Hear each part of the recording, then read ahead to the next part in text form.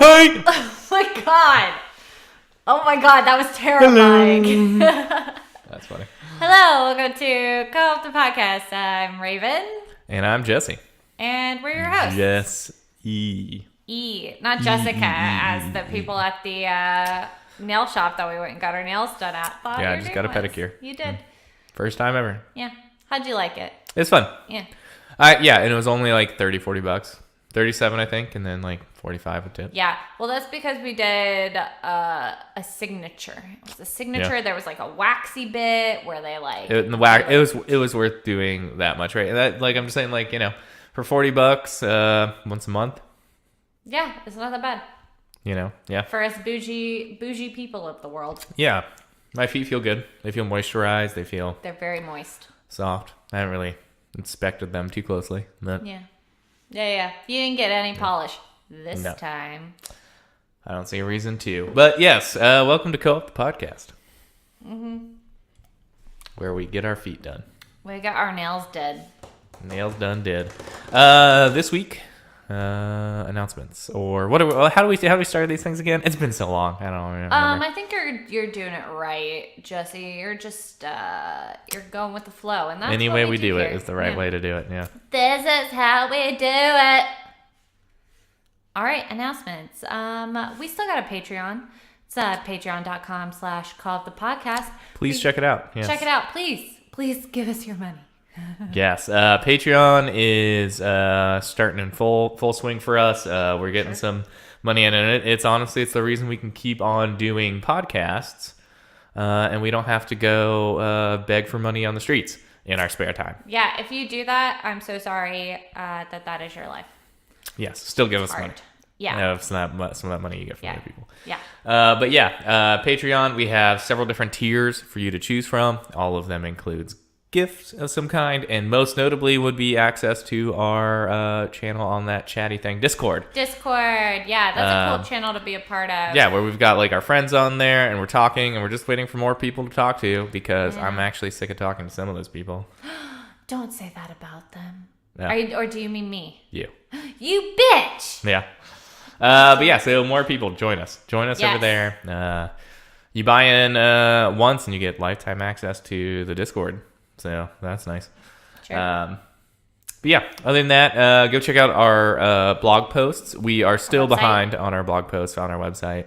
Yeah, we kind of suck at it, but we're also functioning adults with full-time jobs. So yes, we're trying to get better and better. Posts? The more Patreon we get, the more blog posts we'll have. So, yeah, but there's a direct correlation. There absolutely is. A couple patrons, you get a couple blog posts. Exactly. But there's some good recipes on there. I've promoted it a couple times, so I'm hoping that all of you have seen it. I love this cookie recipe by now, because it has been the best one we've done so far. Mm-hmm. But we have other stuff on there. Go check it out. We'll look forward for more too in the future. Not really anytime soon, because as you're listening to this particular episode, we're on a beach. We are, exactly. Yeah, that's why we're already a little drunk. We're in vacation mode. And why we got our nails done. We're just straight up vacationing. Yeah. The other thing to announce... Vacation Raven and Vacation Jesse. Yes, which we'll post pictures of. Hey. The other thing to announce is our now going to be permanent T-shirt contest. Yeah, semi-permanent, weekly. I'll say. Oh, yeah. I guess you can't say permanent if I don't know. I don't know how the future shakes out. Yeah, you don't know. I mean, the world could end in a couple of days. So. And we'll still be giving away T-shirts. Yeah. Every week, new T-shirt for new people. Yep. You have to. This is a social media contest. Basically, what you'll be able to do is anyone that kind of follows, you have to follow our Twitter, Instagram, or Facebook, and then leave a comment on any of the posts we do. Post throughout the week. You'll be entered into winning a T-shirt. Yep. And we're kind of getting the wheels churning here, so just bear with us. But we're going to try and announce winners in the podcast. So, you just follow through, wait until you win. We'll announce it on social media as well. Mm-hmm. Comment, everything that we can track is an entry into this contest. And there's no comment as much as you want. If you abuse it, of course, we'll get mad and ban you to No T-Shirt Island.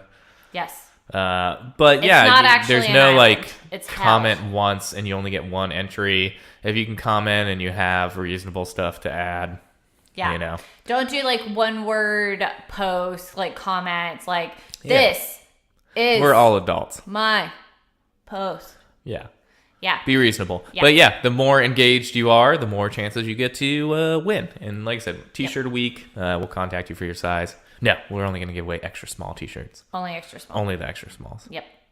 But yeah, so we're going to start doing that. We want to get more people wearing our merch out there. And so we're going to do it every week. So make sure you follow us on social media. Tell your friends to follow us on social media. There will be more rules on the post once it comes out on Tuesday when this episode comes out. Exactly. So. That'll be the first one. And then don't expect the next episode to announce the winner because, again, we're on a beach. We're recording them all today. Yes. So we're not on the beach yet, but we will be on those days. Yep. That's pretty much it for announcements. Patreon.com/coopthepodcast, coopthepodcast.com for blog information. And then you can follow us on Twitter, Instagram. Facebook at coopthepodcast. Yes. We made it easy for you people. Yep. Co-op the podcast. Also, I want to do this thing because I want some feedback and we should make a social media post about it. But I need some feedback here because we're trying to design. So one thing that's been really popular for us has been the D&D Beyond kind of guides. And as such, we're trying to design a character, a D&D character branded for us, for our podcast. His name's going to be Coop. Or she. It could be a she. I don't care. Mm-hmm. But let's have a vote on, start sending us some feedback. Do you want it to be a dwarf, an elf, a human? Yeah. A goblin? What sort of class? Yeah, I'll make this post and put it on the social media. And let's track that shit. And let's make it a community-built creature. And then we're going to start working on the background. And this character is going to become a living, breathing character who's going to... conquer the world. Yes. Coop. The co-op wizard. I want him to be a wizard. But you guys vote. A wizard. I want him to be a cleric. Yeah. But we'll see. We will see. We'll give all the options out there. Yes. And start collecting some votes. So anyways, that's announcements. Let's move on to our hotcakes. So the new She-Ra season of She-Ra came out last week on Netflix. I saw that. And we have not watched it at all. But it looks really good. Right. We loved the last season of She-Ra. And I watched and enjoyed She-Ra and the Princesses of Power. Yada when I was growing up as a kid. So we're really excited about the next season. I'm glad that they actually... Yeah, the characters were all really good in the first season. I'll be really interested to see, who's new that we're going to get, like princess-wise, right? Yeah. Who else are we going to see? How do the characters evolve? How does it go? How about the conflict? Yep, exactly. Let's see where it goes. So, always good. Definitely excited about that. I saw a couple other things update on Netflix as well. Sabrina, The Chilling Adventures of Sabrina. There's a new season, which again we haven't watched because we're in a never-ending vortex of One Piece. Yeah, we decided to catch up on One Piece from the beginning. And do it all. Do it to it. Yeah. I mean, there are, I don't know how many episodes there are, but there are 900 some chapters of the manga. So. I think the last season that is on Hulu, there are at least 100 episodes. There's probably at least 100 episodes per season. I want to say there's 6 seasons. Yeah. And we're skipping filler. Fuck filler. Fuck filler. If anybody likes filler out there, go fuck yourself. You're weird. Yeah. Yeah. Not that they're always bad. We I like guess. you. But yeah, we're watching One Piece and we're gonna get caught up. My goal is to get caught up. I don't want to stop because if we stop, then we're gonna have to start over. Right, because we still haven't finished going through Fairy Tale again. We were trying to do that. We can't stop. We got to keep moving. Yeah, we got to keep it moving. Yeah, but we got some things to catch up on when we're done. She-Ra, Sabrina. She-Ra? Yeah. Anything else? Anything else that we got to catch up on? Do you know? I mean, we still got to get caught up on 7 Deadly Sins, but that's something completely different. I can't think of anything. Yeah, we got a lot of recommendations still to watch as well. Things like, other mangas and animes. I don't know. We watched Barry. Oh, we did watch Barry. Which is on HBO. Yeah, which is a recommendation. And that was good. That was really good. It's really good. It's a Bill Hader TV show. It's a comedy. It comes on right after Game of Thrones on Sundays on HBO. And it's really good. They're on the 2nd season right now. It's basically about a hitman who goes on a hit and decides to become a theater actor. Yep. And so he's really bad, but he really likes this girl that's in his theater group. But then he's also having to deal with us kind of being a hitman. Yep, like he's trying to leave and they just won't let him. They just won't let him. And it's really good. Like I said, Bill Hader's in it. What's his name? The Fonz. The Fonz is in it. I'm sorry to the Fonz for not respecting him enough to know his name off the top of my head. But I'm Vacation Raven and not actual Raven who does good work on this podcast. Yeah, and his name is Henry Winkler. Henry Winkler. That sounds right. And then there's a super great character by the name of NoHo Hank. NoHo Hank, yeah. Legit the best character in all of TV. You can come fight me if you think differently. Anthony Kerrigan. Anthony Kerrigan. He has alopecia. It's kind of cool. Yeah, and he's been in some other shows before too. He was in Gotham. Yeah, Zaz? Zaz, yeah. Yeah, he was Zaz in Gotham. And he was really good. Yeah, he's a good character, but yeah, in Barry, he is fucking hilarious. He's so funny. He's literally the funniest. Yep. Okay. Anyway, so what else do we have here? Avengers Endgame. Yeah, last weekend we saw Avengers Endgame. Yes. Yeah, because this will come out after the spoiler ban is lifted. We're not going to try and spoil it. We're not going to spoil it. Yeah. But we've been avoiding talking about it in general. Which last week we didn't come out with an episode, and I will say that it's probably because we went on Saturday. We went and saw Avengers Endgame. Super late at 10:20, and we got out at like 2:30 a.m. And I cried so much during the movie that my tear ducts were swollen. And so that's why I was like, yeah, I'm just not gonna we're just not gonna record one this weekend. Yeah, it's a really good cap on the whole series. Yes. I will go ahead. This isn't a spoiler, I feel like. Don't wait. You don't have to wait till the end of the credits. No. People out there who are like, there's going to be a scene. There's not a scene. There's not a scene. It's a sound. There's a sound. If you're interested, it's not like it doesn't lead to any new movies. No. It's more of a homage to the whole MCU. This whole MCU arc. There are other MCU arcs, and that's important to note, too. Is like they're going to keep coming out with movies. Yeah. But, the main arc of the main Avengers here and stuff like that, this was it. This is all you got. Yeah. And they were just trying to kind of pay respects and kind of, yeah, to how it all started. So something interesting. But, yeah, for you listeners out there who are like, I just sat through a 3-hour movie. I got to pee super fucking bad, but I don't want to miss the scene at the end. Yeah. Don't worry about it. Yeah, I will say, because I peed a couple of times, and I think I went at really the right times. Like, go after about an hour into the movie. Yeah, I was talking to my dad about this, actually, and, because they were going to go see the movie, and old people have to pee, probably more than us youngers. But debatable. Yeah. Because I peed twice. I peed like 6 times a day. I know. So, but it's a strategy, right? Because the movie is like 3 hours, right? Yeah, it's about 3 hours. And it breaks into distinct chunks: the planning period, the execution period, and then the climactic battle period. Right? You don't want to miss any of the battle. Which comes every 28 days. Yeah. The climactic battle period. But yeah, you don't want to miss the kind of end third. Yeah, for so sure. I would say the last hour, I wouldn't leave. Absolutely, don't go to the bathroom. Yeah, no. If you have to go during that bottle. second hour, the execution hour, I think that's a better time to go. It's okay. I think I like that part probably more than any of the other parts. So if the planning period, I think, is the best time to go when they're coming out with this is our plan, this is our strategy. If you could wait till 30, 45 minutes into the movie and then go to the bathroom and then not go for the rest of the time, you're also good. Should maybe just go right before it starts. There's not that many great previews. I didn't pee at all during the movie. Yeah, I went right before it starts and then I went after. I peed twice. One at the 45-minute mark because I peed before it started. I have a really tiny bladder. Luckily, they were very slow with our drinks. So. Yeah, they were ridiculously slow. So, it's fine. So, besides that, yeah, it's good. It was good. We'll talk about it more in coming weeks and months. We'll do maybe once it's out of theaters, we should do a whole...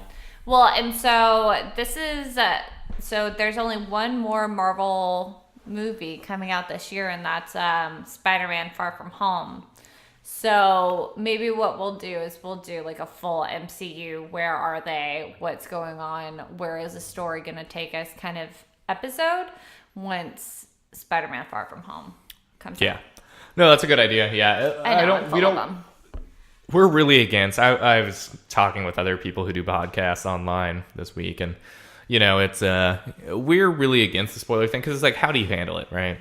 And it's a tough thing because like we want to talk about it, and of course it's topical, and we know a lot of you want to talk about it. Yeah. But we also don't want to ruin it for anybody else because we respect that side of the ball. Yeah. And Jesse and I are very different when it comes to how to handle spoilers, because I'm definitely one of those people that's like, please, no spoilers. I want to be completely surprised. While Jesse, on the other hand, I seek them out. He loves them. I want to know before it happens. Yeah. But I don't want to ruin anything for you guys without consent. You're not bound to him by law, so it's more respectful. Exactly. So we're going to try and avoid it, and our solution here is just talk about it as little as possible. Yeah. Some other people out there I know are doing like a no spoiler, and then they're going to have like a shut off your podcast now if you don't want to hear this. But we don't want to do that to you guys either. We'll eventually maybe do that. We will definitely do an episode, but we're hopefully going to do it like so far in the future here that it's like, if you haven't seen it by now, turn off the podcast and don't listen to it. But, we'll give you guys some time. Yes. Anyways, give you other more new time things. Than 1 week, basically. Yeah. Like, I think after it's out of theaters, we'll say Tough Titties, we're talking about it now. If you haven't seen it, turn off the podcast and go do something else with the next hour. Yeah, and if you haven't seen it at that point too, it'll be like, email us and tell us how you get by living underneath a rock. But then also don't be like those people that are like, and this goes into our next topic, those people that are like, well, I don't even watch Game of Thrones, so I'm way cooler. Like, they just post those memes that's like, well, everybody else is watching Game of Thrones and they're doing something else with their life. And it's like, why is that? Reading like, a book, that's a weird flex. Doing laundry, cleaning. I don't know. What do people do on Sunday afternoons? Yeah, exactly. It's such at a 9 weird o'clock at night thing too. To like try to flex on people that you don't watch one of the most popular TV shows on TV. Like, weird flex. Cool. Go watch whatever you do want to watch. Stop trying to ruin things for other people. Yeah. But Game of Thrones, last really week great. Was the longest consecutive battle in all of battle history. Yeah. And, again, we're not trying to spoil Helm's anything for anybody. But there's this great article. I feel like we should find the link and post it. It was on, I can't remember where. But they're like, how to set your TV settings for the rest of Game of Thrones. Well, and so at the end of the episode, they talk about, because there's a complaint going around, if you don't know, if you live under a rock, that the episode was ridiculously dark. And it was very dark. But at the end, they were like, hey, we're trying to make it creepy, or we're trying to make it dark. We're trying to make you feel the way that they felt, which is so true, because like, you think you're in a battle with White Walkers. They don't have flashlights, people. They don't have cell phones with a flashlight app even. So they have to deal with this battle in complete darkness for the most part. So I thought that it was a good choice. Everybody else has been bitches about it. Well, it's an understandable choice on what they're doing with the darkness, right? Like, they're trying to make it all oppressive. It's a choice. Yeah. But I will say that, it was a little frustrating. And I'm like, I can't see 99% of what's going on. Right, exactly. We had to like shut all the blinds. We were at a friend's house and we were like all running around shutting blinds and like trying it was happening, trying not to like miss anything, because I think that there's like a good 10 minutes before the action really starts. And then when the action starts, you're like, oh fuck, it's so dark. Right. There's also like again, I don't feel this is a spoiler. If you don't want to know anything about it, maybe just turn it off for 30 seconds here. But there's like silence for like the first 10 minutes too. Like nobody was making any noise. Yeah, so everyone was being very dark and quiet, and you're like, wait, is the sound broken? Do I gotta like adjust That's definitely not a spoiler, by the way. Yeah. Yeah, so it's the absence of spoilers even in the TV show. Right. But yeah, it's a good episode. Definitely get caught up if you're not caught up. If you like Game of Thrones, this is a good high point. There's some things to talk about it eventually, but we'll get to that later too. And a lot of people are saying that, like, now that this episode is over, people are like, where is the rest of the season going to go? And so I think that this upcoming episode is going to be super interesting to watch because it's good to know, like, where the rest of the season's going to go and where the rest of the story is going to go. So I'm excited about it. If you're interested, you could talk to us on Twitter, Facebook, Instagram about it because, seriously, we want to talk about it. But we don't want to ruin it for those that haven't seen it. That's our thing. We don't ruin stuff. We try not to. But one thing we'll ruin is Sonic the Hedgehog. Yeah. Because just moving right along. So everybody should have seen it by now. The trailer, yes. Sonic the the Hedgehog, trailer for the the movie. Sonic the Hedgehog movie's coming out. So like Detective Pikachu, somebody out there was like, we're going to make a live action Sonic. Because it seems like it'll work for Pokemon. We should be able to make it work too. Mm-hmm. But they made it weird. They did not do that. They made it look really weird. And also, I feel like, so a lot of people are trying to say that it is so the major villain in it is Dr. Robotnik, who is played by Jim Carrey. And it looks really good. It kind of like, people are saying that it seems like it's an origin story. It is definitely an origin story. Of Dr. Robotnik. Yeah. But that means that Sonic doesn't have as much of a role to play. But like, it just seems like the whole plot of it is like, everybody's freaking out because Sonic makes some sort of energy, like, boom or whatever, like, big energy, and they think that they need to take it out before it messes up the rest of, like, our technology and whatnot. But then Sonic is saying, no, there's, like, a much bigger problem, and I'm here to save you from it. It just seems like the plot of it just isn't, like, we'll see what happens with the plot of it. The real issue is with the animation of Sonic. Because he looks like a fucking creeper. He's fucking weird. He looks exactly like I imagine some furries out there like to pretend. He has way too many teeth. They are. Yeah, they're like real human teeth too. Not like, I don't know what hedgehog teeth look like. But yeah, no offense if you're a furry, but that ain't our shit, and we don't want it in our Sonic. Right, like I totally respect all sorts of furries, but we're not trying to kink shame. I don't want to see a furry run around at supersonic speeds, looking like a creeper. Yeah, make him like a normal furry, I guess. I don't know. Yeah, where's the smiley face? Or just like fucking Sonic the Hedgehog. There's like a whole goddamn TV show. Base your design off of that because we were cooler with that. And so what the director did say, he was like, hey, or a producer was like, hey, we're gonna redo all the animation. And it's like, which sounds expensive as fuck. It's like, if you're gonna do that, you better fucking extend it out. Like, don't give us the same, like, date. Like, give your animators time to actually fucking do this. And then pay them for it. And pay them well for it. Because they put a lot of work in, and you said it was good. And then now, because people are freaking out, you've decided that you're totally cool with starting over from scratch. Yeah. And which, I mean, like, the animation game is crazy. Like, it's, so from what I hear is, like, it's very not profitable anymore. Like, you know, like everybody's it's so competitive that like everybody's undercutting each other, and basically they only make money from their tax cuts from moving to certain states, and you know, so that like, probably means that animators aren't getting paid well anyways. So it's like you gotta get them more money, right? Like I think this whole thing is going to be a very costly and like, you know, not very worker friendly and not very movie friendly. It's probably just not going to be great. They're probably going to cut money from other places in order to be able to do this. And it's just not going to work out. And it's like, maybe, like, I'm wondering who the fuck did they get that approved that version of Sonic? Like, who did that in the first place? Yeah, that's probably a very good question. Someone that had nothing to do, like, has no connection to Sonic whatsoever. And they're like, yeah, cool, I guess he looks like a hedgehog. Right. A weird hedgehog human person.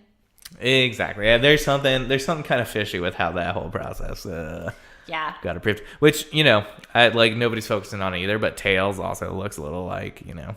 Is Tails wasn't in the trailer? Oh, I'm seeing a lot of images of him. Is that that's a meme. Is it just a meme? That's a meme.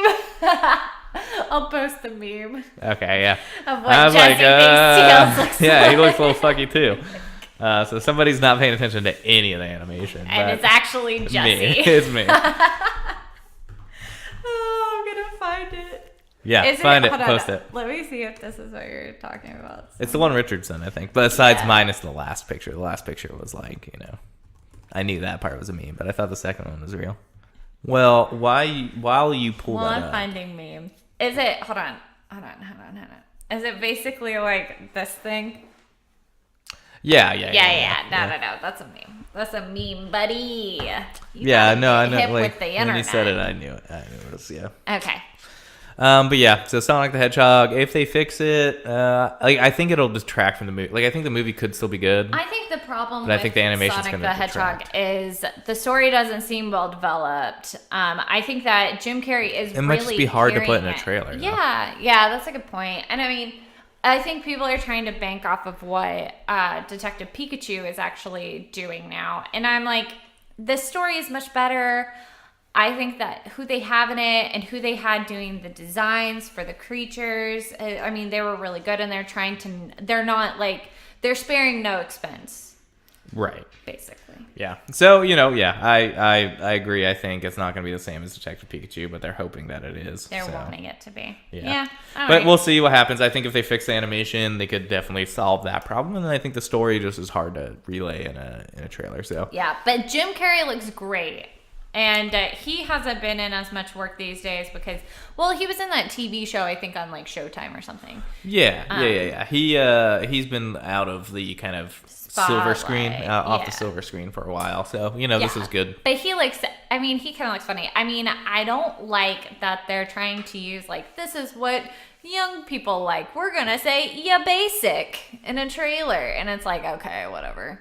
But I think you're the only one who cares about that, though. Eleanor from The Good Place is the only person that can call somebody basic, or Ted Danson. So yeah. But anyways, what else is new this week? Peter Mayhew died this week. Oh yeah, Chewbacca. Yeah, Chewbacca, best known for his role as Chewbacca in the original Star Wars trilogy. It's definitely sad that we're losing some of the Star Wars people, but I mean, this is just. Star Wars was in like the 70s, guys. Like, it's true. They're all older. They are definitely older. It is that time. That's why right. This is one of the things that I do always feel very strongly about. And I felt it about Carrie Fisher as well, is that people that were really prolific during the 70s, 80s, in movies and TV, they probably did a lot of drugs. And if they're in their 60s, they're probably not going to make it very long. Well, and he might have, but the real thing is he was born in 1944. Yeah, and he had a lot of health issues anyways. Yeah, he was taller people, that tall and stuff like that have some health issues. He was 7'2". Woof. Yeah. So, Yowza. I'm not maybe he did do drugs. I don't want to. I'm just thinking in general. People were thinking the same about when Alan Thicke died a couple of years ago. People were so upset over that. Or when Prince died.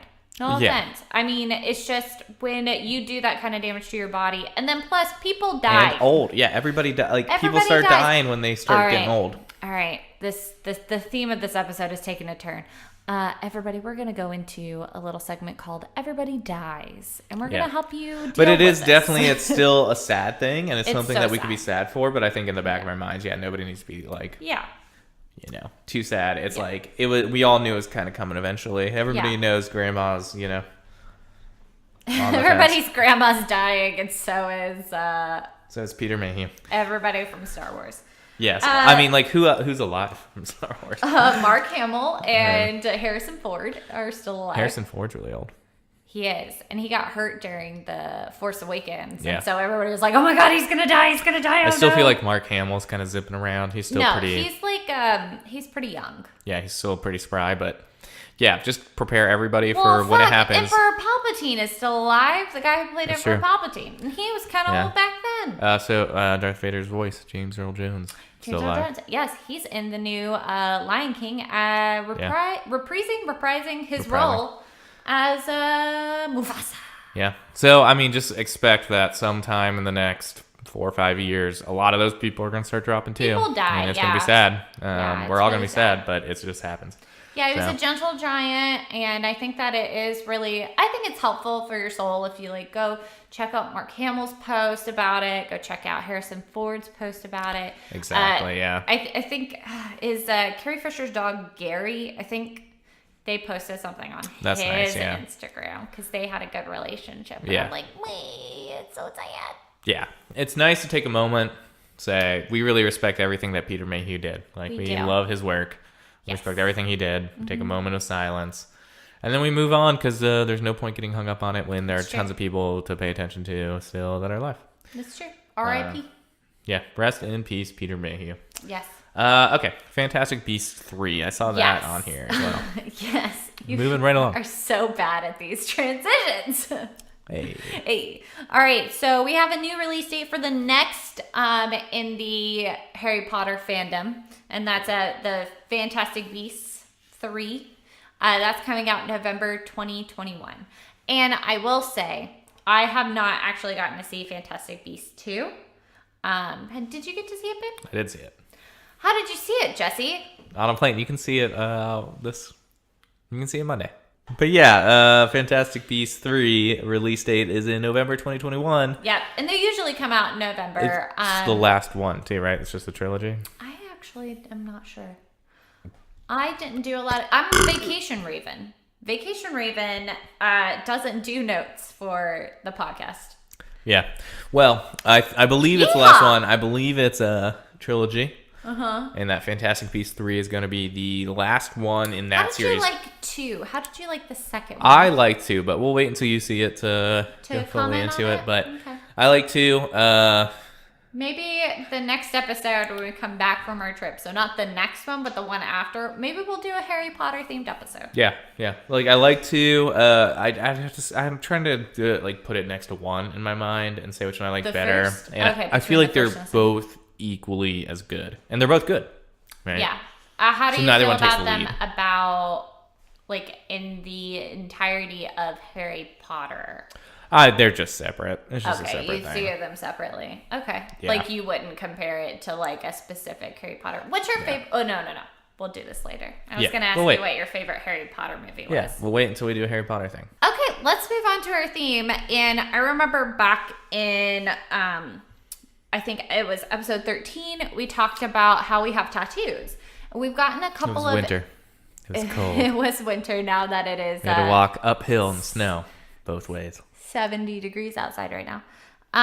So we decided we were going to do this episode as like a tattoo 101 kind of. Yeah, we're both tattoo people. We like tattoos. I mean, between us, we got like a dozen tattoos. I don't know. Yeah, I'm carrying the team. Yeah. We have a dozen. Jesse has 2. I have 3. Let me actually, hold on, let me count. 1, 2, 3. Yeah, 3. I got 3. Where's your third? Oh, yeah. I forgot about that one. I always forget that one because I have it too, so I only think of it in regards to and then you have 1, 2, 3, 4, 5. 3, 4, 5, 6. 6? I think just 6. Yeah, so we're at 9. We're 9. We haven't almost hit at yet. 10. But yeah, Raven's got some big ones. I do. I don't do bigger ones because I have a lot of ideas and I want to save space. But, I got plenty of space on my voluptuous body. She's sitting here talking about all these ideas. I'm like, I do. Shaking my head like you don't have nearly enough space for all that. So good fucking luck. Yeah, that's true. But I mean, I feel like, so when you get your first tattoo, I got mine when I was 18. You might be a little antsy. You don't know where to start. You don't know how to start. You don't know, like some people out there might be like afraid of the tattoo. Sure. Mm-hmm. About the process. Yeah, maybe there's nothing you want permanently on your body. A lot of people say that too. And it's like, that's valid as well. Makes sense. I will say that like laser technology is getting better. And from what I hear from some artists and stuff like that, it's the same price as getting a tattoo almost and less painful. So, but that's neither here or there. One day though, I think it won't be an issue. You can just get it changed. Yeah, I also think that, so there's not a tattoo I regret on my body, even though I talk shit about one specific tattoo. But I don't regret any of them because you remember the time and you remember where you were and how you felt. Why'd you get it that time? Why'd you get it? Yada, yada, which we'll go into a little bit more later. But it really, like, it takes you back to that point where I'm almost 30. There are a lot of things I don't remember. You're not almost 30. I'm almost 30. You're over 25. I'm almost 30. I'm in between 25 and 30. So there you go. Yeah. I don't feel like keeping track of my age anymore. So, like, I can't remember. There are a lot of things I don't remember in my life. I remember every single tattoo and every single session of tattoo that I got. Like, I remember when I got the big one on my thigh.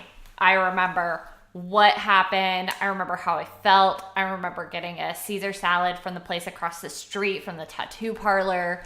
I remember that, but I can't remember what I did last week. Better because I don't remember any of those sorts of things. Well, you only have 2, or 3, so yeah, and I still don't remember. And one of them I brought you bubble tea on your last one. One of them, yeah. I brought you one. All right. Well, let's first. So a lot of people ask us, like, how do we find an artist? And what I usually do, and what I usually recommend Jesse do, but I think a lot of times, like, you've only gotten one since we've been together, or 2 since we've gotten together, and one of them was with my artist. Yeah. And the second one was from someone you found. Yep. Love his work. I'll find his handle real quick. Yeah. So usually I end up finding my artist through Instagram. And what I'll usually do is look up, like, a tag, like, Seattle tattoo artist. And I just follow a lot of tattoo artists in general. So that kind of helps me find them. So I usually find one. I have a lot of them saved kind of on my Instagram to make sure that, okay, if I want an American classic tattoo this time versus, like, new age or a portrait or stylized portrait this time, like, I make sure that I have kind of different options for whatever tattoo I want. But a lot of people do specifically, like, I only do American classic tattoos. So you can look those up on Instagram by specific tag. You can look up specific Seattle the key thing is, like, look in your local area. Just type, like, hashtag tattoo. Yeah. If you want to use, like, GPS settings on Instagram, you can do that as well, and it'll find it. Or, hashtag tattoo and hashtag city.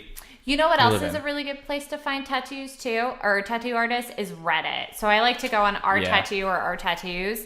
And basically a lot of times when you get a tattoo, it'll say what city and what shop the artist is I think it's from. part of the requirements for posting on there, is to put that sort of stuff in there. And so, so I'll look at that. And then from there, I'll kind of dwindle it down by Seattle or Atlanta, which are the 2 places I've been. So. Real quick, I want to say Brad Simmons is who I got my tattoo from. Yeah. Simworks, Simwerks.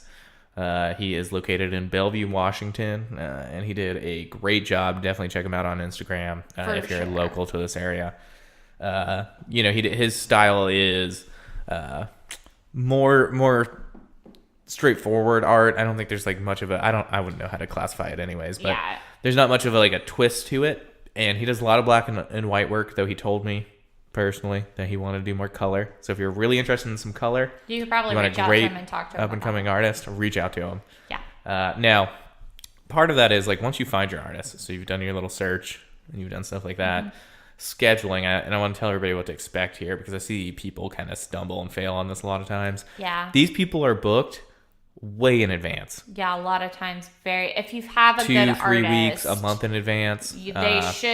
They should have a very set schedule. And that is because we say that because we come from bigger cities. So in Seattle and in Atlanta, a lot of the really good artists who have really cool work and a really cool body of work that you can kind of look at and decide if you want a tattoo from, they are booked out pretty far in advance. But if you're getting a tattoo in Panama City and you're drunk, and there are certainly some shops that'll turn and burn. But try and find one that does give you, like, somebody that'll work with you and help you flesh out your design. Which we'll talk about design planning next. And that's if you have, like, a specific design in mind. If you're interested in getting a quick little flash tattoo, that's a thing too. Flash tattoos are really quick. They take less than an hour to do for the most part. They have, like, a set price.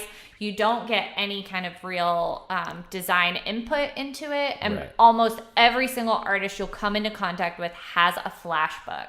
So if you just want a tattoo for the sake of having a tattoo, which is totally cool. I've done that before. Jesse's done it before. Yep. That's totally a way that you can get around scheduling and really working with like pricing and having designs made. But if you do want to design from a specific artist, basically the process is you'll find them on Instagram, and after that you'll contact them in their preferred method of contact.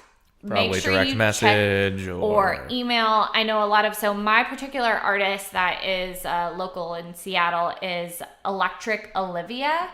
And her Instagram is NRRDCAKKE. So Nerd Cake. And it's Olivia, like ALIVIA. And she's great. She does a lot of super nerdy, cool anime tattoos. And she did my partial half sleeve. So, and she's going to complete it one of these days whenever I get back in there.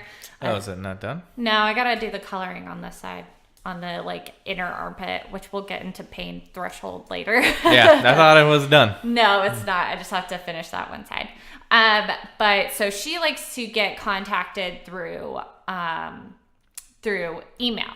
So make sure, one, you're like respecting kind of like how they like to be contacted, because if it's a DM, they may not ever check it, and you might get pissed off because you're like, well, I wanted this tattoo before summer hit and I can't really get into water for like a month. Yeah, we'll talk about that later. Yeah, exactly. Yeah. But make sure you're doing their preferred method of contact, which is either on their Instagram, or you can check out their shop's website. Almost all shops have a website, and they'll tell you how to get in contact with the artist. Yeah.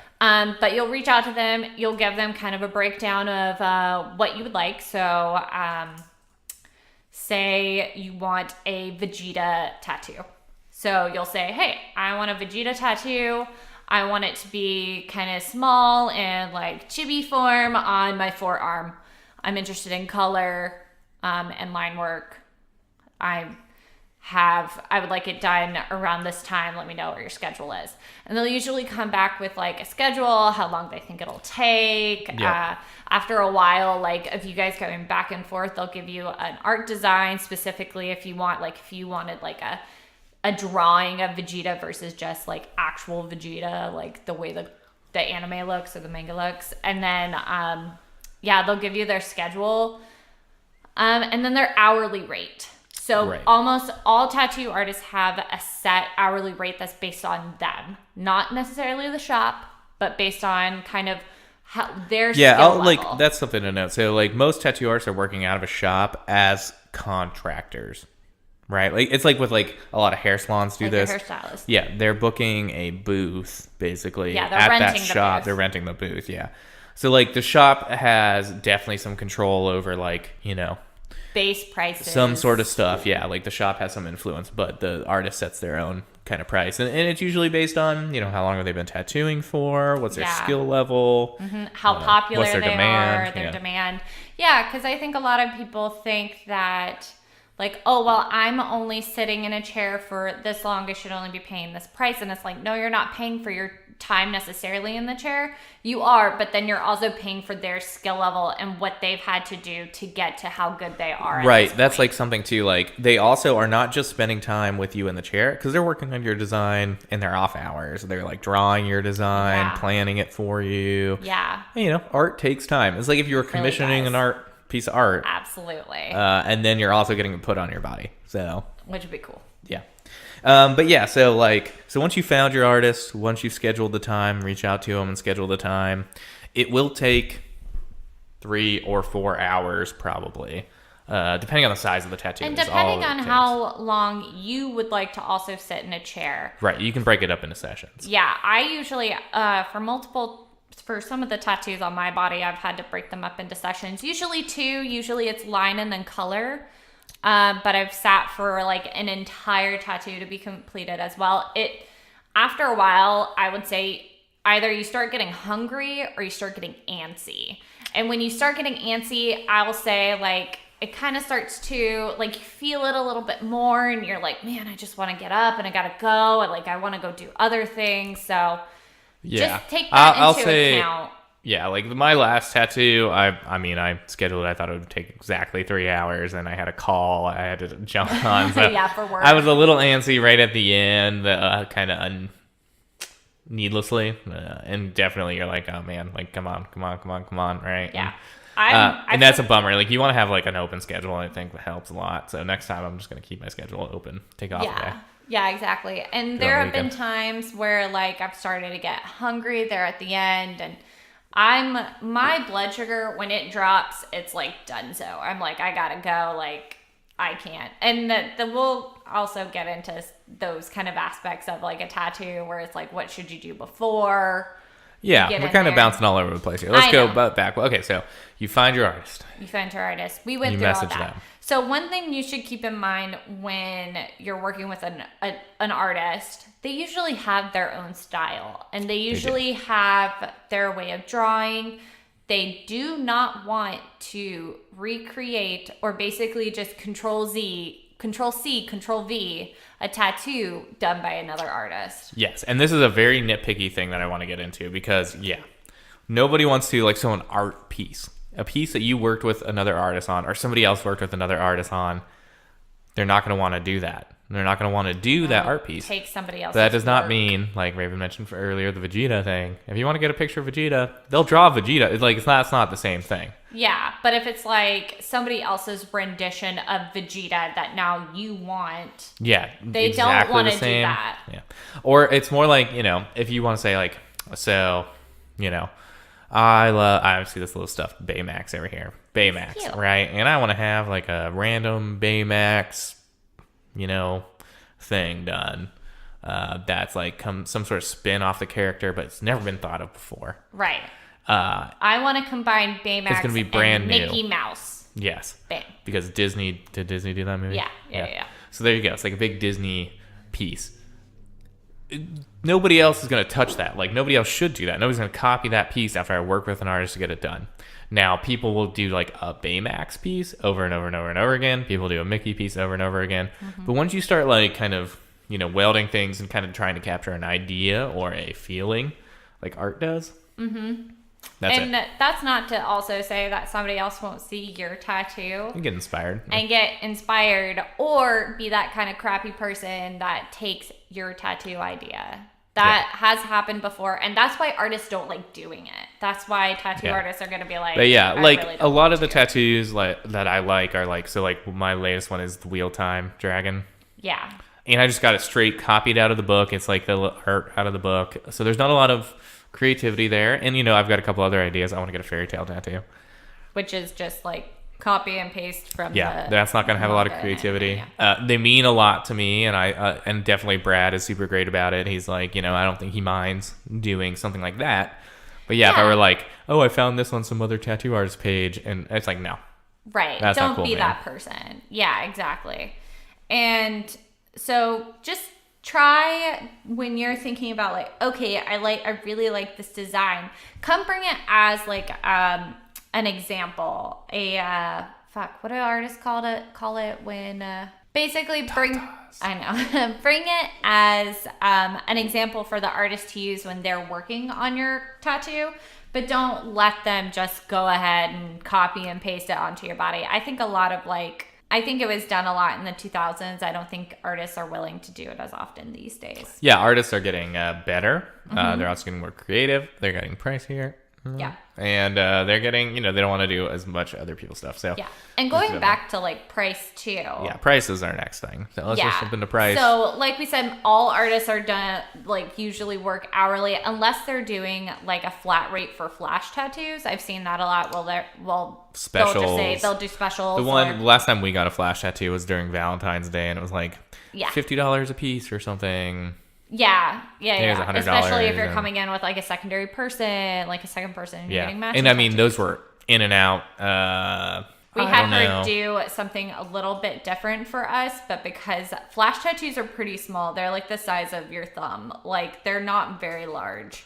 Yeah. And they can do it like in their sleep. So flash tattoos are a little bit different, but say you're coming in and you're like, hey, I want a fucking half sleeve. That's going to cost you a lot of money. Don't just say like, hey, I have $400. what kind, or give me a half sleeve. Yeah, so let's get into rate a little bit. So, like, I think a lot of people around here, like, what's Olivia's rate? Do you know? I think it's like 125. 125? Uh-huh. Brad's rate was more like 50. Yeah, and they change too. And they change, so make sure you don't just expect the same rate every time. Yeah. But just know that like it's like those are kind of the ballpark of what we're talking about. It's not $10 an hour. It's not $20 an hour. Oh yeah. It's like $50 an hour is probably somebody who's a good up and comer. Apprentice kind of almost. A lot of apprentices I've seen have been like 50. Yeah. I think my first tattoo was 75 an hour. Yeah, and a lot of people that are in like the upper echelons are going to be 100 or a little bit more. Mm-hmm. Olivia's pretty popular in the nerd realm, so she gets a lot of... Yeah, if you've seen like a tatted up Wonder Woman cosplayer, it's probably her. That's Olivia! Yeah, she's really cool. You should follow her on Instagram. She is very cool. Yeah, but yeah, she 125 an hour, and like what you're expecting is, so like a small tattoo that I got was on my bicep, right? It's about 4 inches by 2 inches. And it took like 3 hours. Yeah. So, that's something to just keep in mind. Yeah. So I want to say Brad's actually like 75 an hour too. Because it was like 220, I think, at the end. So it was like... Yeah. So my arm tattoo is my entire like bicep, outer arm area. Yeah, and it goes from my shoulder to elbow, and it's colored, so the ink the lining probably took like 4 hours. Yeah, 3-4 hours, something like that. And then the coloring took about the same. So I think it was like 3 hours and then 3 hours. All in, you're probably at like 6 hours 6 in to 8 total. hours. I did not sit for the entire thing. Right. Let that split it up. I split it up. I usually split up my tattoos. Yeah, and it makes financial sense to split it up sometimes. Yeah, because usually you have to wait at least a couple of weeks for it to heal, and then you can go back in. But I'll say I wait a couple months so I can replenish my tattoo funds. Yeah, and like, it's like either financial wise or pain tolerance wise, you want to split it up if you want.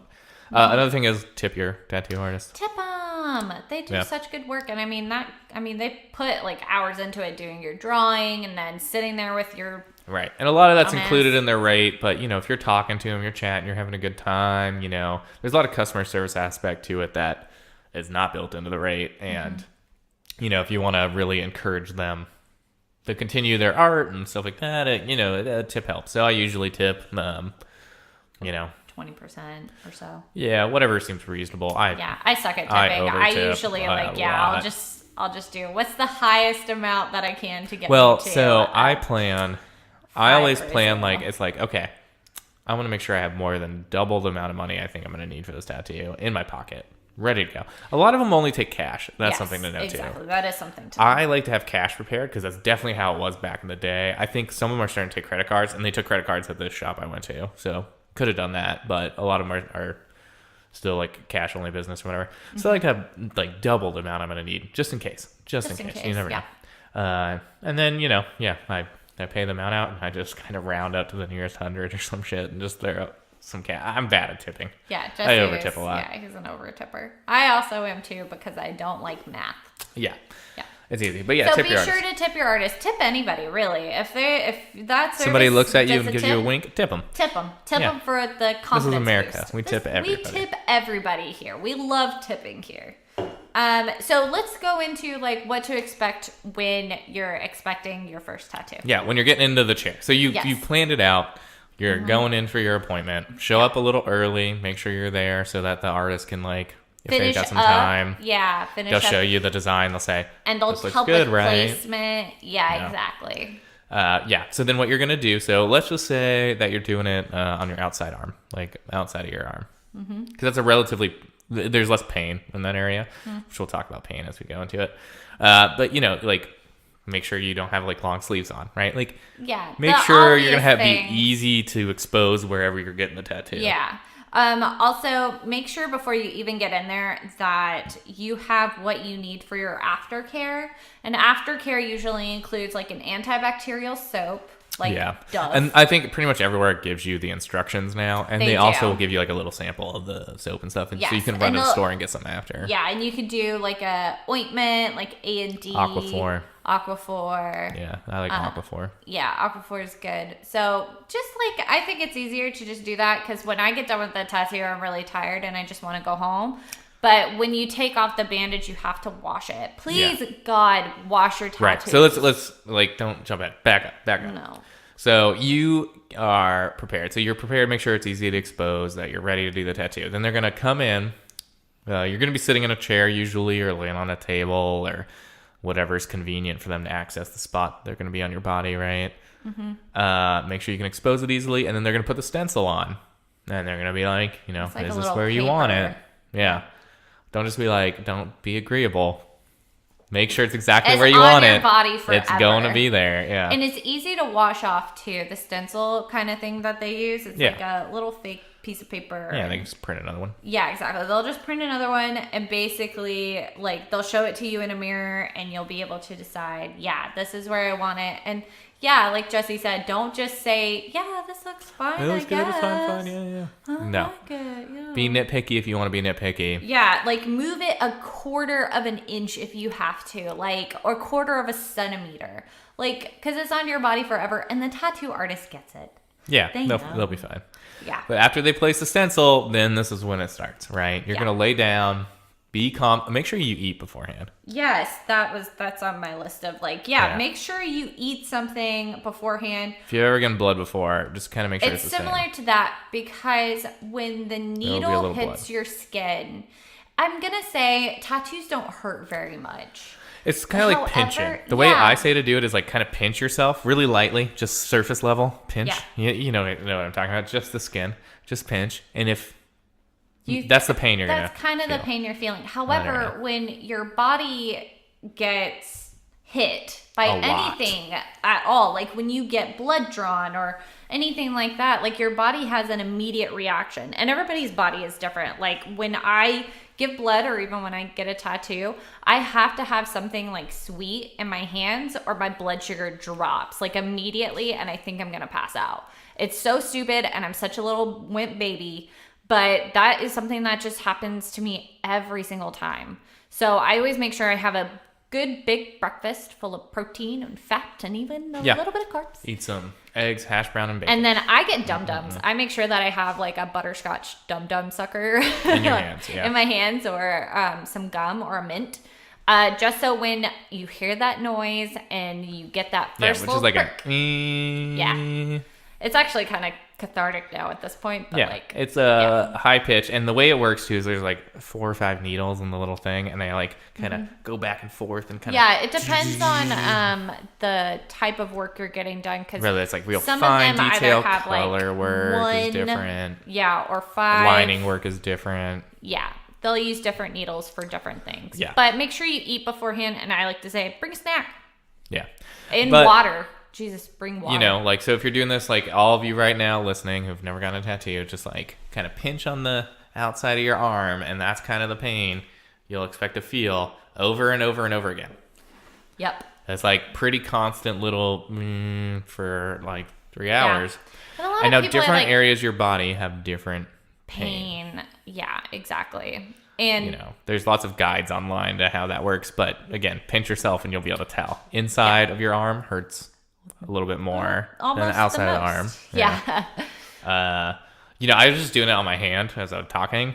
I could get like tattoos all over my hand and probably not feel anything, because I'm not feeling shit. Tattoos in areas that have high exposure, you're not going to get as much out of those tattoos, because sun exposure, and like if you use your hands all day or you wash your hands like a nurse, maybe don't get a hand tattoo, because it'll fade. Tattoos fade. I don't think anybody should get hand tattoos or face tattoos, but that's just me personally. That's you personally. I don't think anybody should get feet tattoos. I think that they're really silly. And I think it's mainly because, we live in a world where, like, just be a little bit more presentable. Like, come on. Okay. All right. Maybe. You can cover up any tattoo. Jesse in the corporate world. The rest of us, like... We could do whatever. You do whatever you want. We don't give a shit. Yeah. Do whatever you want, but make it reasonable and just don't be like, I'm having a hard time getting a job when you have like fuck the police on your face. Hey, why are you attacking me right now? Why are you telling these people I have this face tattoo? Yeah. But anyways. Another thing kind of pain tolerance. Before your tattoo, which we'll just kind of go over this. And we can't actually speak on the pain of tattoos because we only have a certain amount of tattoos. We'll speak on like how much it hurt on the ones that we have, but honestly, we don't really know. And everybody has different levels of pain tolerance. Because like, none of mine have hurt. Jesse doesn't feel pain. However, I will say that tattoos hurt. They actually hurt. And people that say that they don't hurt are actually sociopaths. But we'll get into the rest of that. None of them hurt so far. But when you're coming in to get the tattoo, another big thing that a lot of tattoo shops will even like kind of kick people out over is don't bring a fucking entourage. Bring one friend, 2 friends, even max. 2 friends max. Because one, this isn't like a private little party for you to have. Usually tattoo artists are working around other people who are also getting tattoos. They need their concentration. Smaller shops too, a lot of times shops are small. So just bring 1 or 2 friends. You don't need many more friends. You don't need that much mental support. Yeah, so just bring 1 or 2. I usually bring Jesse and then another buddy. Or maybe my max is like 3, so Jesse has somebody to walk off with if he gets bored, because usually he does. Yeah, like me and Adam walked off that one time. Yeah, exactly. And then Reba stayed with me. So, I mean, that's kind of how I would recommend it. But 1, 2 friends, that's all you need. Yeah, I would agree. I think I like to go alone. So.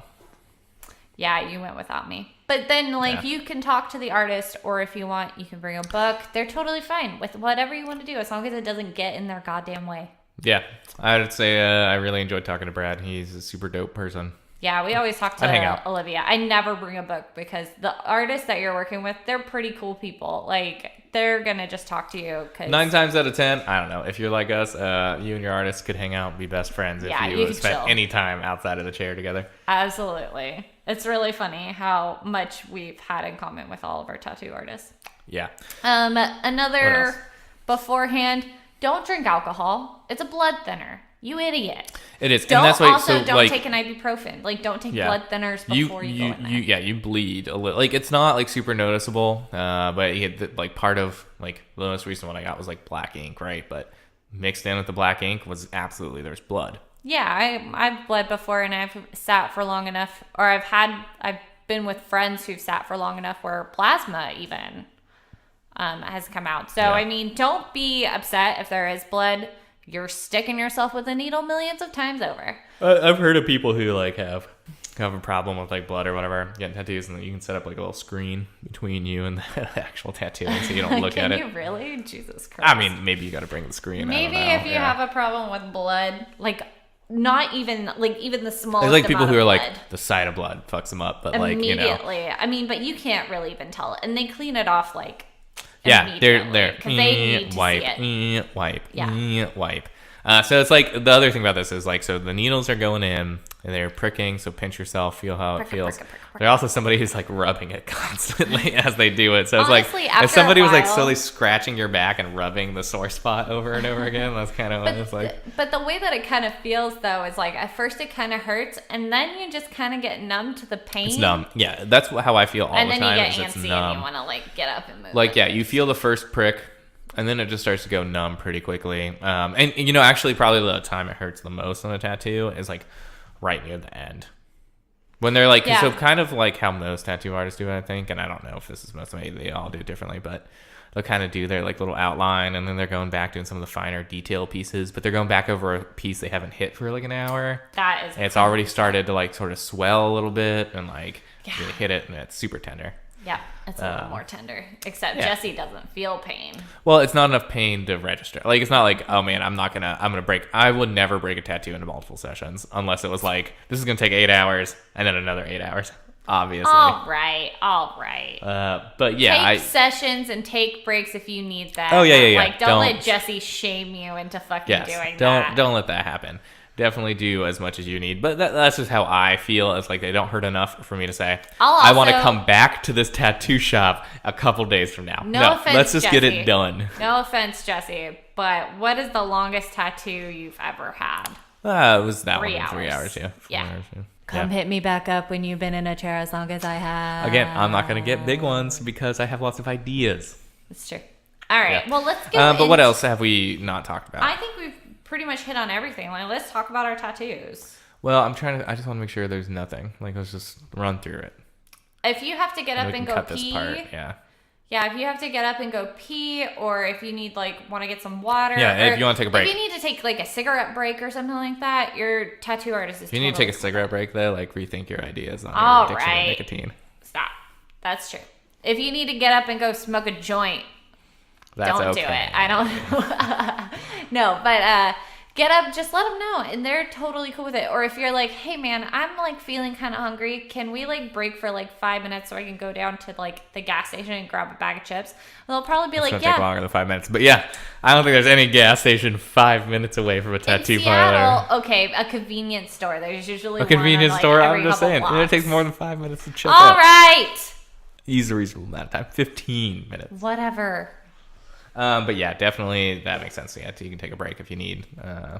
Yeah, we probably hit everything. Okay, aftercare. Let's talk about aftercare. I will say, make sure that you're wearing clothes that if you say you're getting a tattoo on your calf and you can bring your jeans up so that they could do the tattoo, make sure you're not wearing clothes that will be uncomfortable after the tattoo. Right, you need to be able to easily expose the spot and then also feel comfortable afterwards. After. So what's going to happen after? Yeah, I have friends that have gotten hip tattoos and they're wearing jeans, but they unbutton their pants and they expose that area. But if you're wearing jeans, it's gonna rub, and rubbing messes with the aftercare, which we'll go into. So aftercare. So after the tattoo, they're gonna rub it down with whatever ointment they do at the beginning, which whatever the shop uses. But again, it's one of those Aquaphor or A&D. Yeah, they're gonna wrap it in plastic wrap. Yes. It smells like saran wrap. Yeah, it smells like saran wrap. It's a special type of wrap. It's a special type of wrap. There was some post on our tattoo where somebody was had one that they had to keep on for days. They have different types basically. So definitely listen to whatever your artist tells you. Yes, they know. Please. Yeah, don't take our don't think that we're the end all be all for aftercare. Yeah, or don't just Google it. I've never heard of you keeping a wrap on a tattoo. And it was for filling up with hour. weird liquids and stuff. And I don't think that was right. Again, supposedly it was right. You want the tattoo to get some air is also a thing. Right, that's how but the ones we've done, they put a little ointment on, they wrap it in plastic wrap, they say, when you get home or 3, 4, 5 hours from now, take off the plastic wrap, wash it with water, just warm water. You want to wash off all the ointment they put on. There's also going to be some skin that kind of comes off. Yeah, a lot of coloring will come off too. Yeah, a lot of the ink will come off. Yeah. It all kind of comes out, and then what you want to do is you want to dry it, pat it dry. Pat it dry. Don't with rub a clean it dry. Towel. Yeah, because if you rub it dry, it'll hurt. Just pat it dry. Yeah. And then apply ointment again. And then just let it be. Let it breathe. I got mine on my bicep again. I was wearing tank tops for a few days. Yeah, and I'll say so the amount of times a day that you should wash your tattoo and then reapply about 2 to 3 times. Yeah. I make sure if it's starting to feel kind of dry. It'll feel dry. That's the way it feels. It doesn't it hurts a little bit afterwards. It probably hurt more afterwards than it did during. Yeah, it'll be sore. It's sore. Exactly. It's sore, it's throbbing, it's coming down. But you'll feel it drying out. It feels dry. It'll feel dry. So you'll want to keep it kind of it's kind of like putting Neosporin on a cut so you don't get a scar. You want to make sure that your skin is being healthy and healthily moisturized. And that's what the ointment really does. So I usually do a couple of times a day, depending on what I'm wearing and where I've been that day. And then after a while, the worst part comes. and it's where your skin starts to shed like a snake, and it itches like all fuck. Yeah, it gets itchy. It gets so itchy. I was saying, my skin didn't really shed, but it got itchy. No, mine sheds like a goddamn snake, and I'm itchy for days. Yeah. Ugh, that's I want like to say the worst the part. overall The pain isn't anything. It's yeah, the because itch. you don't want to scratch that itch And because you it'll can't. hurt. Yeah, it'll hurt, and then you fuck up don't the want to tattoo. if there might be like some scabbing kind of going on, you don't want to Don't fuck with the scabs. You don't peel off a scab because that's how you get a scar, and if you peel off a scab in a tattoo, that's how you get inconsistencies in your coloring. Right. So you like don't just wanna, leave it be, and it will end up fine. No matter how your body heals, it will end up fine. And you don't want it to be overly like saturated with ointment as well. It's like a happy medium between A little moisturized. Depends on how big the tattoo. Yeah, like well little dollop that'll moisturized. spread. Yeah, but not like super wet all day, Right. every day. So. And then like the other thing, so it'll take at least probably a week or two before you like I'd say like put the ointment on for at least a solid week. Yeah. I think that they'll put in the instructions how long you should really do it for. But you know, it'll be a couple weeks before it stops itching and you don't even notice anymore and it's done, right? Mm-hmm. After a while, what I did was I stopped using the ointment and I just used like lotion, not like scented lotion, like unscented, like usual, like Derma Quench or whatever. Like I can't remember what exactly. Yeah, it's called, I don't use any lotion, unscented. but yeah, eventually I stopped doing it, and I just would like occasionally wash it kind of more thoroughly in the shower. Like I use like you wash your body all the time in the shower. Well, yeah, but like I take special care to just kind of on that section. Like I was feeling a little dry. It was like, but it was I didn't want to put some stuff on it. Sort of wash it and make sure it air dries, and then like make sure nothing kind of touches it. Yeah, after you get a tattoo, even like you want to watch what you're wearing before and after the tattoo, but then like after, like when you're at home, like just kind of be a little bit more aware of what you have planned in your attire. Like probably when I got my my thigh piece, I wore a couple more shorts. I wore dresses more. I tried to stay away from jeans. Oh yeah, like it might be hard to do in the winter. Right.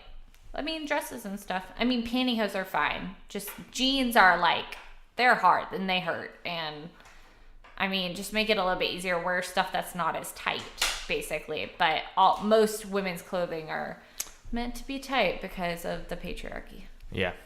But yeah, aftercare. That's pretty much it. Yeah. Take it easy. Make sure you keep it hydrated and stuff like that. Don't fuck with it. And it'll even have instructions for like... And then like you don't want to get sun. Take baths and suns. Yeah, you don't want to like oversaturate it for like 3 or 4 weeks afterwards too. Like it's a good bit. Like I got this last tattoo well ahead of time because we're taking this vacation. I didn't want to get any fuckery. So. Sun fuckery. But yeah, you know, I've got 3 tattoos like we were talking about before. Yeah, go over your tattoos, babe. I've got the number 7 on my left shoulder because it's my Roman lucky numerals. number. Yeah, and Roman numerals, just so it's not just a 7. Mm-hmm.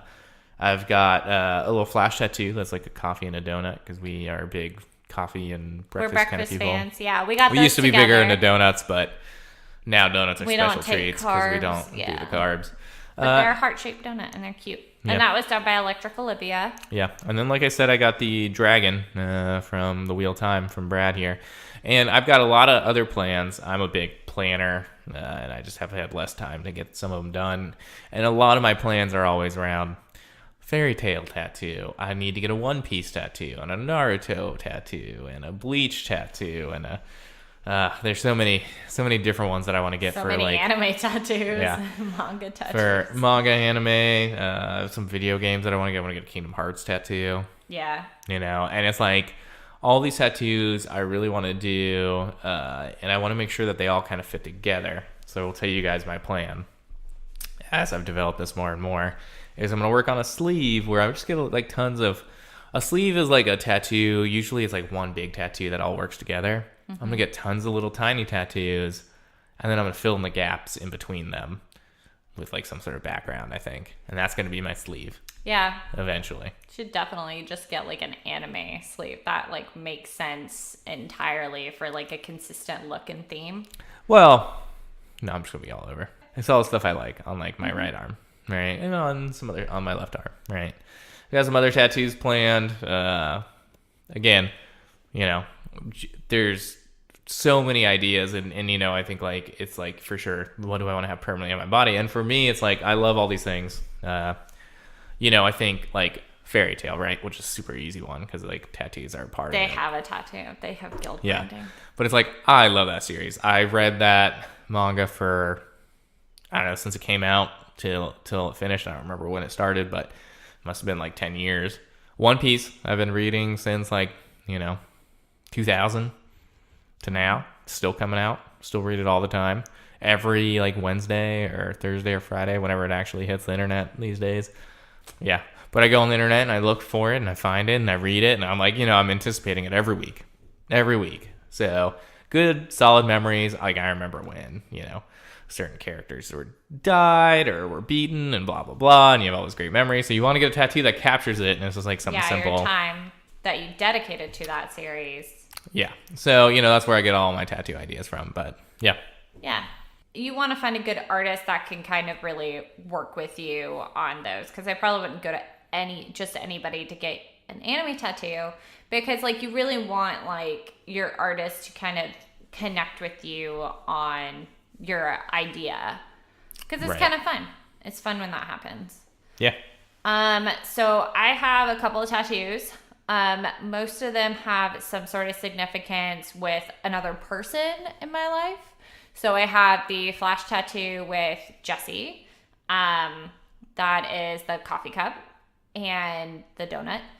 I have a rather large thigh piece. It takes up a majority of my right thigh. That is a wolf's head and a raven. And I got that one for my dad. That was really one of my largest tattoos. And that one took a couple of sessions. I think my first session sitting was like 5 hours. And then the next one was like 3 hours to do the coloring. And so I got that one for my father. Which kind of just goes back to like a whole SCA kind of idea where my dad had a shield and it was a 2-headed wolf. So I got that for him.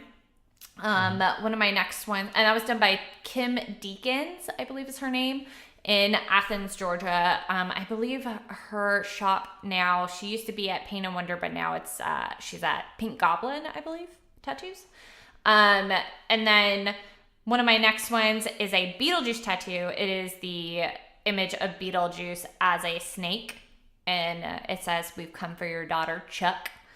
And that one is for my brothers, because my brothers and I were huge. One, we're huge Tim Burton fans. And then two, we're all like super big Beetlejuice fans. Like I remember, like my brothers and I can recite the entire movie. So there's been a lot of times where we've been sitting there and we've like started to recite like it's line for line. So that's what I got that one for. That one was one of my longer tattoos. I want to say it took about 5 or 6 hours, but it was the entirety. It was the color and the lining all at once.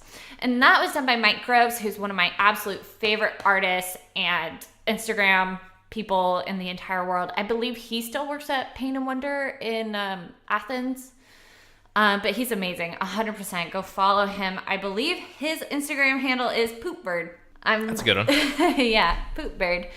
And then I have a small quote on my arm which says, "Strong she seemed, and as stern as steel, a daughter of kings." And that's a quote from Lord of the Rings about Éowyn, who's one of my favorite characters. And I got that one done in Mississippi. It was at the same time I was getting it done with my sister-in-law. That didn't take much planning either. So that was one of those ones that was one of those almost immediate kind of tattoos. And I think I was in Mississippi for like a week or so, and my sister-in-law was like, "Hey, I'm gonna get a tattoo this day. Do you want to come?"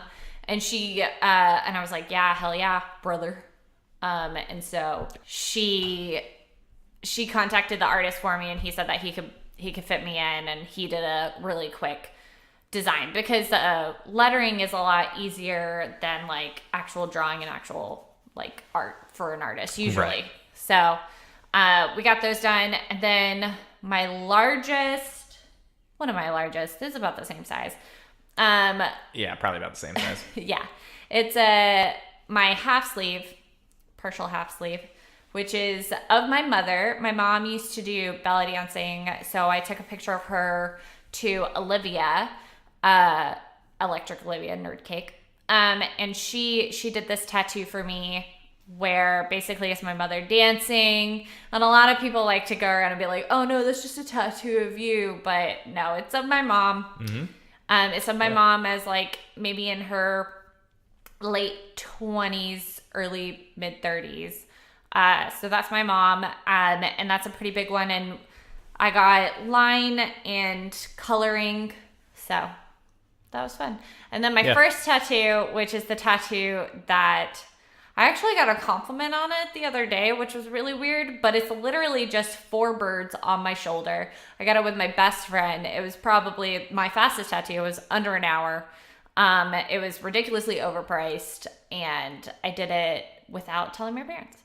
So that was pretty cool. But it's 4 birds, and it's probably the one that I give myself the most shit for because it's really basic. Like, it's pretty... Yeah, again, a lot of people used to get those 2000s, back in the day. Basic tattoo, like, it's just a couple of birds. They honestly look like the Hollister logo. So those are my tattoos. And yeah, I have a ton of other tattoos planned. And usually they're a little bit bigger. Like, I have an idea of a Teen Titans tattoo with Raven and her father, because that's what I was named after, was the Teen Titans character Raven. By my dad. I have an idea for a Hagrid tattoo and a Vegeta and Bulma tattoo. That's actually something on my list. A Death Tarot card. Just a whole bunch of ones. Tony Chopper tattoo, because he's my favorite One Piece character. So, I mean, I have a lot of ideas and not a lot of... I have a good amount of skin left, I think. Right. That's the thing is, like, eventually you will... I think it's if you keep getting them the same size as you're getting them now. And I think the difference between Jesse and I is, so Jesse works in corporate America where they're not as accepting of tattoos, and I also work in slightly more corporate-y America. However, I don't plan on working there forever. So I kind of just, I'm giving myself a little bit more like, yeah, I could probably get like a chest tattoo I think, like, at some point if like I the wanted world to. is changing too, right? Like, Hopefully. it's obviously just the older people that were there that like kind of started this whole stigma against tattoos and blah blah blah blah blah. But still, I think it's a little bit more respectable. And if you want to be the type of person that appeals to all people, or do you want to be the type of person that only appeals to people that are also into what you like? Yeah. Right. That's a good point. And I feel like it just depends on you, right? I think also, like, if you want to get multiple tattoos, maybe in the areas where people can see, don't get ones that say, I like to fuck little children. Like, don't get those. Maybe save those I don't think anybody has those. Well, they might. Yeah. But yeah, save your offensive tattoos for areas that you can easily hide, because that'll make it a little bit easier when applying for jobs and working. Yes, like people who like have like fucked up tattoos and then don't get a job and then complain about it. It's like, it's probably your own fault. Like, it is a little your people own fault, accept some blame yourself for that situation. So, but yeah, that's pretty much that's what we got planned, right? Like what else? I want to get a Borderlands tattoo. Better dead than a damsel. I want to get that as a tattoo. Okay. Yeah. Let's. Did you have any other like tattoo I ideas? kind of said I like anything of mine is for something I've read, probably, or watched. I'll probably video eventually. Games, like I said, Kingdom Hearts. Yeah, I'm a little bit more open to getting like flash tattoos and like American classic like tattoos and not putting much thought into it, while you like to put more thought into your tattoos. I just like to get stuff that's kind of cool, and yeah. I do think that you should have a meaning behind your tattoos, because I used to have a friend. But the meaning can be whatever you want. Yeah. It could be like, I just like the number 7. That's true. I used to have a friend whose best friend got like a tattoo of like a toaster or something on his ass. And he got it because he thought it would be funny if he had a tattoo that had no meaning. That's good enough. Like, seriously. Exactly. Like, a meaning is what you find. But yeah, like, don't let somebody pressure you into a tattoo with no meaning. Absolutely. But anyways, let's wrap this up. Yeah, let's, how about you follow us on social media, Yeah, you fuckers? follow us on social media Yep. at Co-op the Podcast. Yep, COOP, the podcast, at the Twitter and the Facebook and the Instagram. Or coopthepodcast.com. And then patreon.com/coopodcast. Yep. Look on all those areas, really, for an announcement for our The t-shirt t-shirts, contest. If you like t-shirts and you like free stuff, specifically if you like free stuff, once a week. So that's a lot of t-shirts, yeah, guys. and if you like us too. Everybody should have And just share, talk about our podcast. Yes, tell If you like everybody it, about yeah. Tell your friends. And what else? Oh yeah, you can follow me at Jesse, JESSECO_OP on Instagram, Twitter. Don't find me on Facebook. That's creepy. Yep. You can find me at Raven_Coop or Co-op on Facebook. Nope, not on Facebook. On Twitter and Instagram. Again, if you want to try to add me on Facebook, I'm just going to decline it. Yeah. Unless you're... That's for friends and family. Friends and family only. You can. Corey, he knows. Corey knows. Richard? Nah, Richard doesn't have Facebook. Yes, he does. No, he doesn't.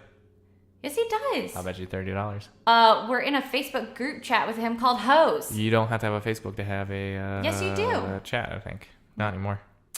Anyways, follow us.